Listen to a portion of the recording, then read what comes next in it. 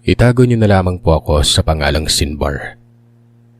Itong kwentong ibabahagi ko sa inyo ay personal kong karanasan. Dadalhin kayo nito mula sa kamuwangan ko hanggang sa mga natuklasan ko noon na hindi ko lubos mapagtanto. Na totoo. Nangyari ito sa amin sa Negros, sa San Carlos noong taong 2009. Sa bandang liblib ako nakatira kasama ng mga magulang ko. Bugtong na anak ako. Medyo may edad na yung mga magulang ko ng mga panahon na yon. Swerte na lamang at nabiyayaan pa ng anak. Desperado si nanay at mababa lang ang porsyento ng pagkakaroon ng anak pero magkaganon pa man. Animoy naging biyaya daw ako noon. Damang-dama ko ang pag-aaruga nila na lahat na lang ata ng layaw na makakaya nila. Binibigay nila sa akin. Hindi kami mayaman. Sakto lang. May kakayanang makaraos at makapagpundar. Gawa na rin ito ng sipag ng mga magulang ko. Paghayo pa ng pinagkakaabalahan. Guro ang tatay ko sa elementarya na malapit lang sa amin. Habang lumalaki ako noon, nakakasabay ko lagi ang kasing edad ko lang. Naging kamag-aral at naging kaibigan ko na ito. Kumbaga, kababata. Kapitbahay lang yon. Lupain ang pagitan ng bawat bahay namin. Tawagin na lamang natin siya sa pangalang Raymond. Kahit noong mag-high school na ay magkakasama pa rin kami. Magkasundo kasi at ni minsan ay hindi kami magkatampuhan. Kung ano ito sa bahay namin, kung ano ang turing ng mga magulang ko, ganun din ako sa kanila. Wala nang tatay si Raymond. Nanay na lamang ito ang kasama, na siya namang kaibigan at malapit sa mga magulang ko. Itong panahong nabanggit ay nasa second year high school ako. Kapag-aral ko si Raymond. Kung hindi ako nagkakamali ay nauso noon ang kawatan. Talamak ang mga magnanakaw sa lugar. Kabi-kabila noon ang mga reklamo. Pero hindi nahuhuli ang magnanakaw. Mailap, matatalino. Alam na alam kung kailan kikilos. May tindahan nga sa merkado na nag-iiyak talaga yung may-ari kasi nga ubos lahat ng perang kinita sa buong buwan eh. Nilagay lang kasi ito sa tindahan sa kumpiyansang pulido at silyado talaga ang pasilidad. Pero wala. Nalungkat pa rin yon. Doon sa nayon naman namin ay may mga nananakawan din. Walang pili. Ultimong hayupan na dudukot. Maliban na nga lang sa kalabaw at baka. Yung mga kambing, manok na panabong. Ayun, nangyayari talaga. Naglagay na nga yung tatay ko ng ilaw sa likod at harap ng bahay. Ultimong sa babuyan namin, naglagay din. Mga araw yun ng Sabado. Habang nakatambay ako sa sala, nakapansin ako ng padaan-daang mga tao. Nagtaka ako kaya lumabas ako noon.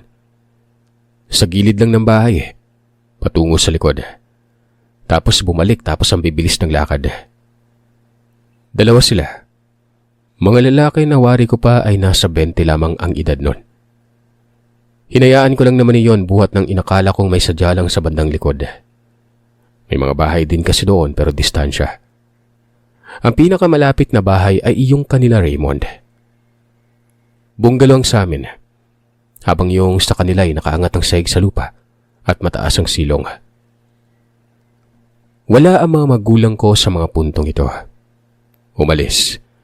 May kasal na dinaluhan. Araw ng Sabado ito at nagtungo na lamang ako sa tahanan nila Raymond. Sinara ko muna ang pinto sa bahay. Nang makarating ako sa kanila, sinalubong ako ni Raymond. Ang sabi nito ay kakausapin daw ako ng nanay niya. Tanong ko naman bakit. Ewan ko, basta parang ang seryoso niya. Nakita ka niyang paparating kaya nga ito, sinalubong kita. Tumango lamang ako. Nagtungo ako sa kusina. Nasa itaas ang kusina ng bahay at naroroon sa buwan ng nanay niya. Pangalanan na lamang natin itong Aling Marisa. Dali-dali akong nagmano. Ganon talaga ako dito. Hindi namin kaanak pero nagmamano talaga ako sa kanya.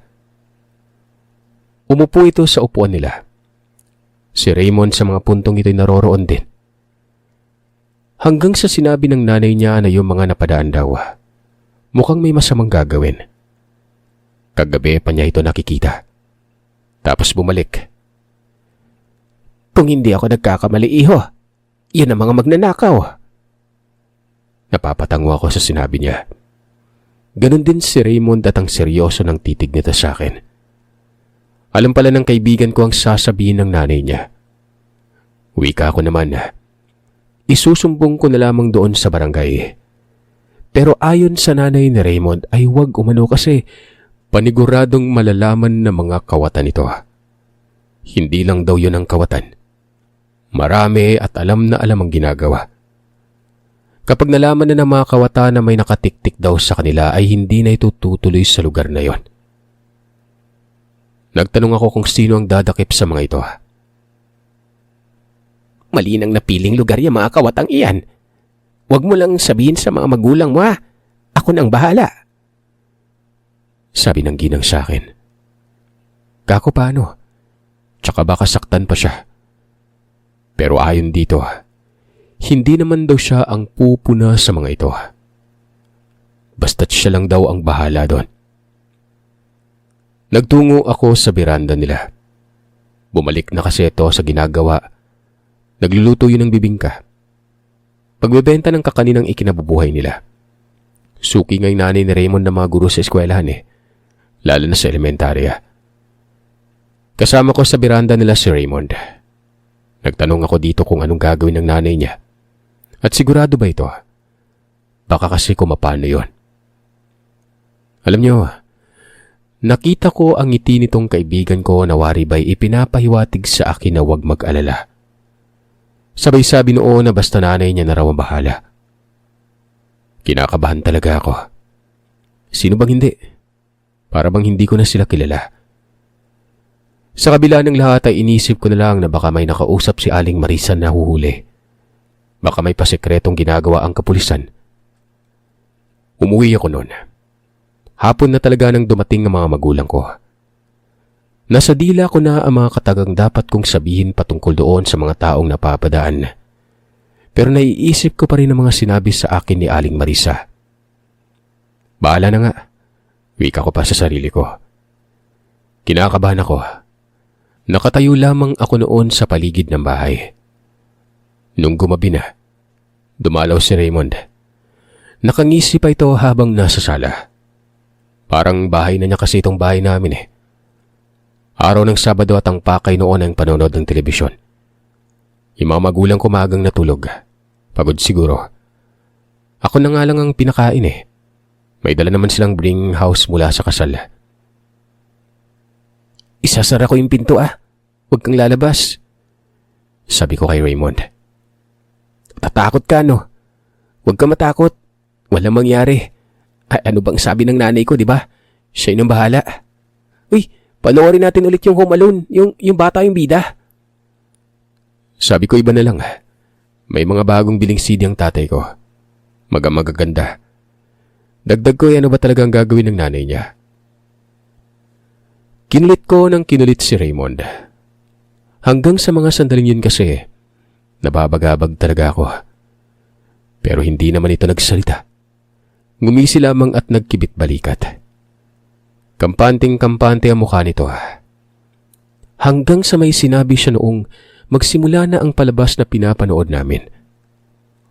Ayon kay Raymond, magtiwala lang daw. Basta kapag may narinig sa labas, huwag ko na umunong pansinin. Tanong ko anong maririnig ko sa labas nun. Sigaw. Sigaw na magnanakaw tsaka may maririnig kang iba pero gaya ng sinabi ko, huwag mo nang pansinin Alam mo Raymond, hindi ka naman ganyan di ba? Sinasabi mo sa akin yung lahat. Pero ngayon parang may tinatago ka. May mawawala ba kapag nalaman ko? Oh, ang likot pa ng mga mata mo. Halatang nagsisinungaling. Susuntukin ko talaga yung mukha mo. Kasi Sinbar, may mga bagay na ang hirap talaga ipaliwanag At kung sasabihin ko sa'yo, posible kang hindi maniwala at posible ding matakot. Ikaw na lang yung tumuklas. Pero kung anong matutuklasan mo, sana sa'yo lang ha. Nakasalalay kasi yung pangalan ng nanay ko dito. Sabi ko nakakabaliw siya. Malalim yung mga binanggit niya at ang hirap kalkalin. Pero hinayaan ko lang.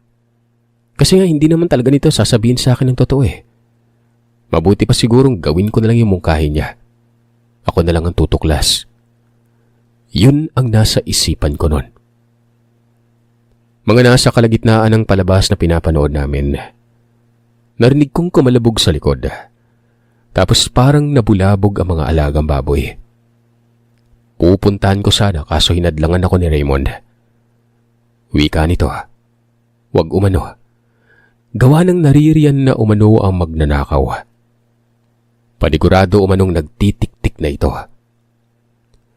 Ang sabi ko'y ipapaalam ko sa mga magulang ko pero hindi na kinakailangan. May nakabantay sa bahay nyo. Ano bang sabi ng nanay ko? Di ba nga siya na yung bahala? Magtiwala ka na lang. Siguraduhin mo lang Raymond ha. Kasi nga baka ako pa yung mapagalitan. Tumango si Raymond. Nakikiramdam lamang talaga ako. Mga pasado 9:00 na ata noon at sa ganung oras ay napakatahimik ng lugar namin. Maliban na lamang doon sa kanto. Gawa ng may mga tindahan doon at may mga tambay na nagiinuman madalas. Sa parting looban kasi naroroon ang bahay namin. Bali mahabang looban yun. At mula sa kanto ay mga 2 ektarya ang layo. Hanggang sa nakarinig ako ng pag-igik ng baboy na siyang kinilabutan talaga ako nun. Paano ba naman kasi? Kakaibang igik ito. At para bang napakalaking baboy yon. Samantalang inaalagaan namin sa fattening yung mga biik pa naman. Napadikit talaga ako kay Raymond. Sinara ko ang bintana sa likod ng inuupuan namin. Ano yun, Mon? Narinig mo ba? Baboy lang naman. Duwag talaga to. Nakasama ka naman sa akin sa pagpapakain ng baboy, di ba?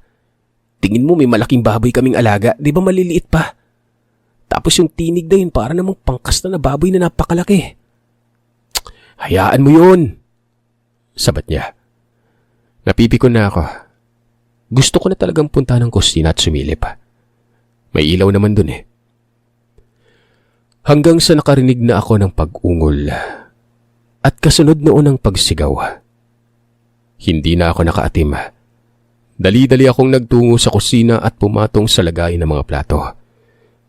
Sinilip ko sa labas doon. Ganun na lang ang pagkabigla ko, Sir Seth. May tao doon na gumagapang. Duguan. Hindi ko alam kung anong nangyayari dito at gumagapang. Sa likod lamang yun ng babuyan namin. Naabot ng liwanag kaya kitang-kita ko talaga. Tapos may napansin akong nagtatatakbo sa may sakahan na para bang may humahabol dito. Nagsisisigaw ang isang tao doon. Hanggang sa hinila-hila ako ni Raymond at sinabing wag daw tingnan dahil baka may magnanakaw na nakaumang lamang sa bintana. Sabi ko wala naman eh. Dagdag ko'y may gumagapang. Hanggang sa yung gumagapang na yon. Bigla na lang may lumapit dito na napakaitim niya at hinila yun ng pagkalakas-lakas. Ginuyod ito sa may dilim at hindi ko na yun nasilayan pa. Bumaba ako sa pinagpatungan ko at sinabi ko ito kay Raymond. Sabi ko ano yung maitim na parang napakapangit na mukha. Nakita ko kasi talaga yung mukha kaso nga lang ang bilis ng pangyari. Pero malinaw na nanlilisik yung mga mata nun. Tao lang yun. At yun ang sinasabi ng nanay ko. Hindi yun pangit no? Baka malikmata mo lang. Tara, labas tayo tingnan natin. Sabi ni Raymond. Binuksan itong pinto sa likod. Nanginginig ang katawan ko habang naglalakad patungo sa kung saan. Gumagapang kanina yung tao. Lalaki yun eh. Nakaubad pa ang itaas tapos salata talagang duguan. Hindi ako nagkamali. Dahil may mga bakas ng dugo doon. At kitang-kita ko rin ang mga nakakapkab na lupa na para bang ito na yung mga sandaling hinila ng kung anong nilalang na yun itong lalaki. Kumuha na ng tabo si Raymond. Nagtungo ito sa may drum sa malapit. Kumuha ito ng tubig doon. Nilinis niya yung bakas ng dugo. Sabi ko bakit niya ginagawa yon. Kinutusan ako at ang sabi ay dapat lang kasi nga dugo daw ng tao yon. Sino ba yun? Magnanakaw? Panigurado yung gumagapang magnanakaw eh. At yung tumakbo. Pero yung humila, sino yun? Kaibigan ng nanay ko yun, Sinbar. Hindi mo lang alam na yung sinanay may mga kaibigan niyang rebelde. Yung pag-alis mo kanina, pinuntahan niya na yung kaibigan niya. Malamang sasabihin niya na may magnanakaw na umaaligid. At yun ang trumabaho. Huwag mong ipagkakalato ha. Gaya ng sinabi ko sa'yo, pangalan ng nanay ko yung nakasalalay dito. Rebelde din may nanay mo? May ganun pala siya, no? Ibang-iba yung pagkakakilala ko kasi sa kanya.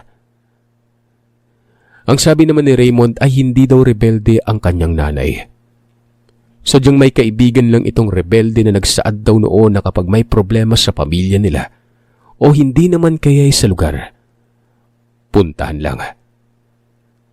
Dito nabasag ang pagkabagabag ko. At least nalaman ko na rin ang dahilan. Rebelde lang pala eh. Hindi naman nakaila sa amin yung mga rebelde kasi nga meron talaga sa lugar namin. Lalo na sa Bukiran banda. At balita ko mababait ang mga rebelde sa aming lugar. Nagtanong na lamang ako kung ano bang gagawin doon sa ginuyod na magnanakaw. Pero nagkibit balikat na lang si Raymond. Sabi niya hindi niya alam. Malay niya ba umano? Kaya naman mabilis akong nagmungkahi na puntahan namin ang nanay niya. Pero tumanggi ito. Panigurado umanong wala yun sa bahay nila. Gawa ng paglisan niya kanina ay wala ito doon. At alam ko naman daw na kapag naroroon ang nanay niya ay susunduin talaga si Raymond.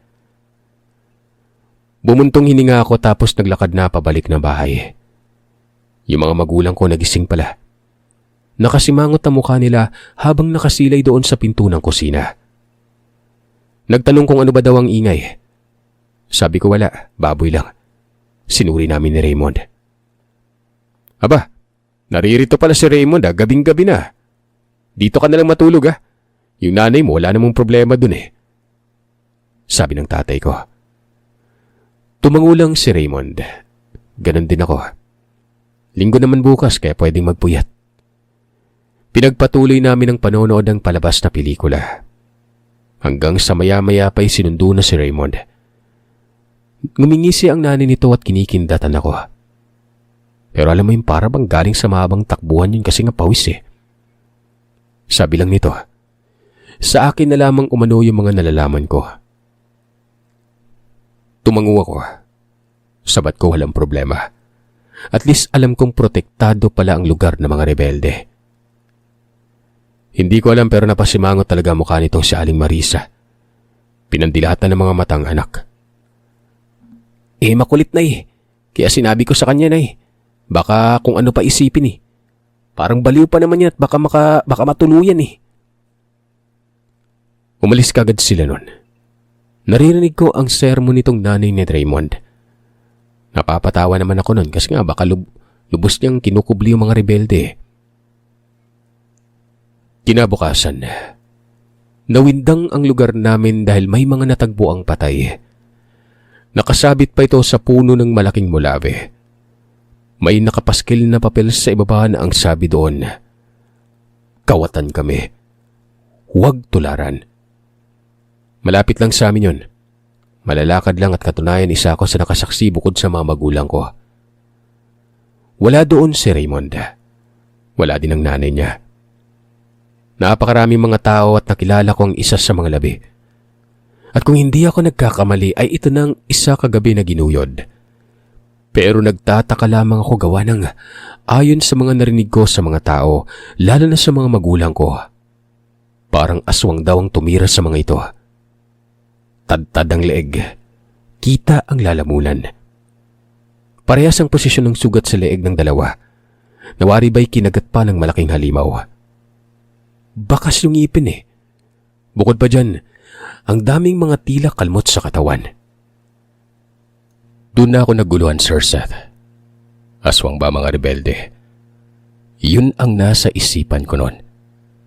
Hindi naman talaga may pagkakaila na yun ang masasabi ng mga tao. Binalahura ang katawan. Kita pa yung bituka ng isa. Butas ang dibdib ng isa pa na para bang may dinukot doon. Kaagad akong nagtatatakbo pa uwi. Iniwan ko yung mga magulang ko. Dumiretso ako noon sa bahay nila Raymond. Wala yung nanay nito at si Raymond lang naroroon. Nagtanong ako kung nasaan at ang sabi, bumili daw ng harina sa bayan. Mon, alam mo ba yung nakita ng yung mga labi? Nakilala ko yung isa eh. Sabi mo rebelde pero bakit parang aswang yung gumawa nun? Hindi ko alam, baka tinadtad ng itak eh. Tinanong ko si nanay pero hindi din daw niya alam. Napagalitan pa nga ako nun kagabi kasi nga sinabi ko daw sa'yo na rebelde eh. Naku Mon, kung nakita mo lang panigurado kikilabutan ka. Hindi na nagsalita si Raymond. Nakaupo ito sa beranda.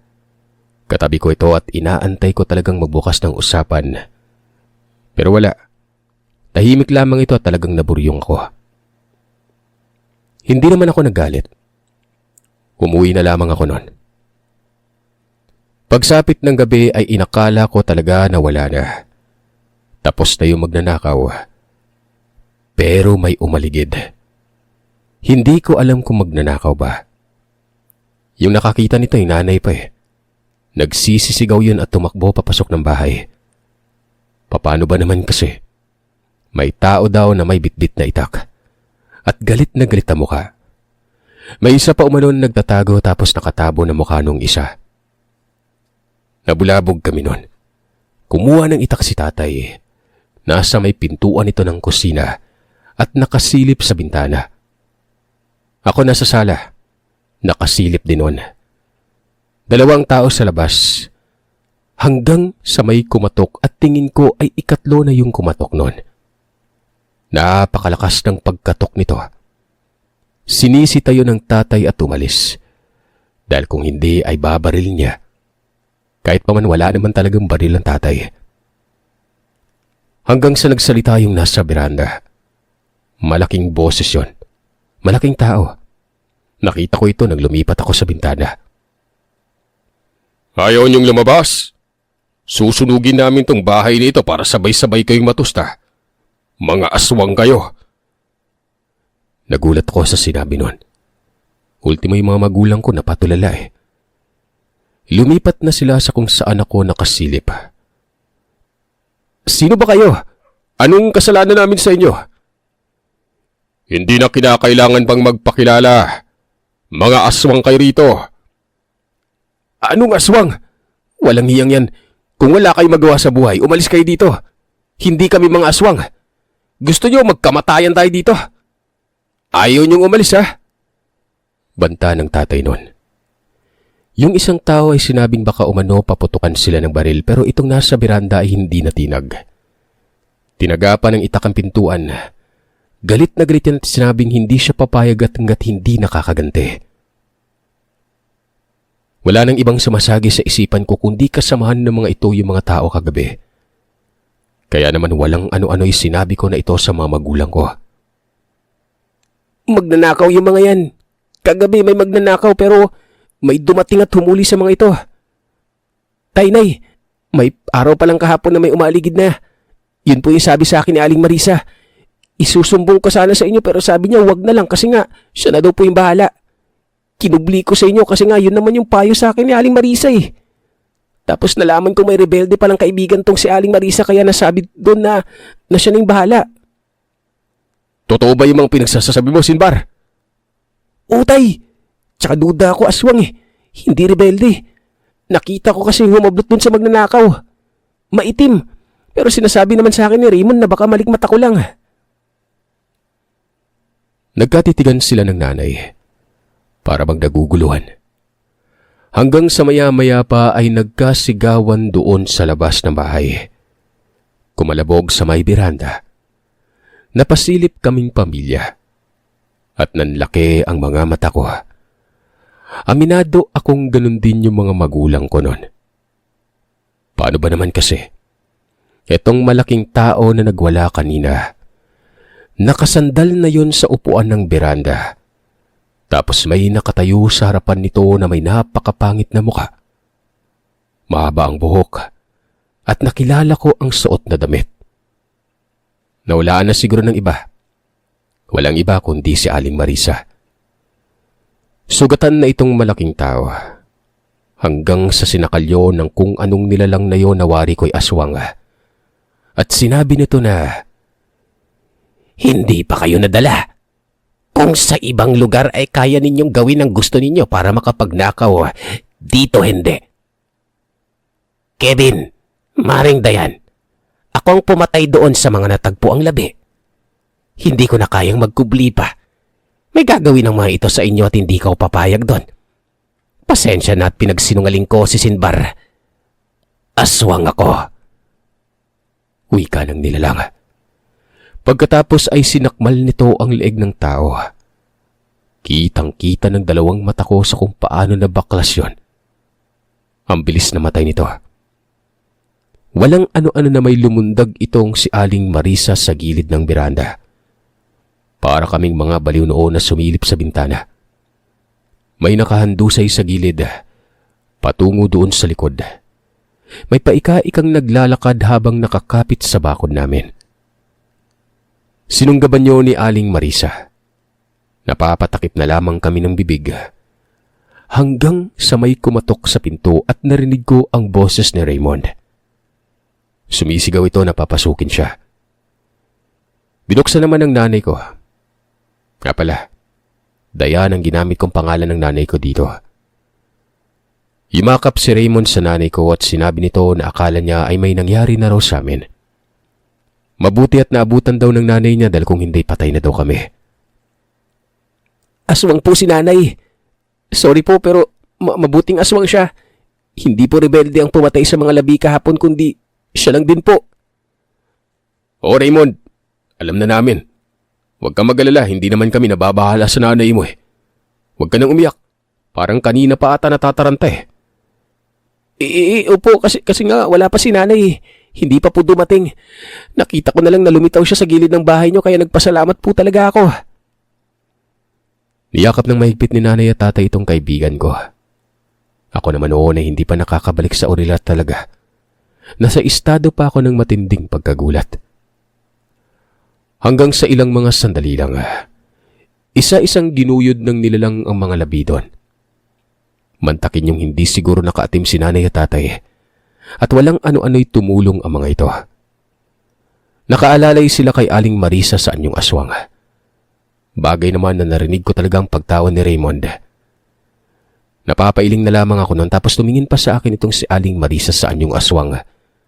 Ngumiti at kumindat. Hindi ko alam kung saan nila dinala yung mga labi pero sabay-sabay silang bumalik noon. Hating gabi na. Nasaan yung tao na si Aling Marisa? Nagpapasalamat si nanay at tatay dito. Ako hindi ko alam kung matutuwa ba ako o matatakot. Aswang ba naman eh. Hanggang sa lumapit na sa akin si Aling Marisa at biglang nag-uwi ka ng, "Sabi ko naman sa'yo, ako na yung bahala." "Kevin, Maring Dayan, maaasahan ko ba na ikukubli ninyo ito?" "Naku sa'yo Marisa, akala ko nanay mo lang yung aswang. Nagmana ka pala sa kanya. Pero yung nanay mo mabuti naman yun. May pagkakailaba, yan eh, kaya nga tayo naging magkaibigan. Hindi ko lang talaga inaasahan na kumikilos ka ng palihim. Natatakot ka ding malaman yung pagkatao mo, no? Pero walang problema yan, no? Sabi-sabi, mas maganda pang may kapitbahay na aswang kesa sa magnanakaw. Itong si Raymond ba, aswang din ba ito? Hindi magkamayaw kanina, iyak ng iyak. Takot na takot at baka may mangyari na raw sa amin." Wika ng nanay Dayan. Magkumari kasi sila gawa ng ninang ni Raymond nagnanay ko. Si nanay ang likas na tagalugar. Ang taga-tatay ko naman ay taga-Pamplona. Napailing ako gawa ng may alam pala ang nanay ko sa kung ano ang meron sa pamilya nila. Narinig naman, di ba? Nang nanay nitong si Aling Marisa yung aswang at nagmana ni Aling Marisa dito. Hindi siguro aswang itong anak ko. Wala pa akong napapansin sa kanya pero kung sakaling maging aswang man ito, siyempre, gagabayan ko. Kung anong ipinasunod ng lola niya, ayun din ang gagampanan kong paggabay. Baka lumihis ng landas eh. Maiba nga tayo. Tingin ko'y ubos na yung mga magnanakaw. Yun na yung buong grupo. Yung pag-alis ko kagabi ay pinuntahan ko sa mga bahay nila. Alam kong gagante pero wala doon. Nauna nandito sa inyo. Hindi na sana umabot sa ganito kung naabutan ko pa sila sa mga bahay nila. Kinabukasan gaya ng pagkabulabog nung may natagpo ang mga labi. Ganon din ang nangyari noon. Pero hindi na nakasabit sa puno at malayo na rin ang pinaglagyan ng mga labi. Pero may paskil pa rin itong mga nakasulat na kawatan kami. Huwag tularan. Ubos ang mga abusadong kawatan sa amin. At lahat ng ito, dahil lamang kay Aling Marisa.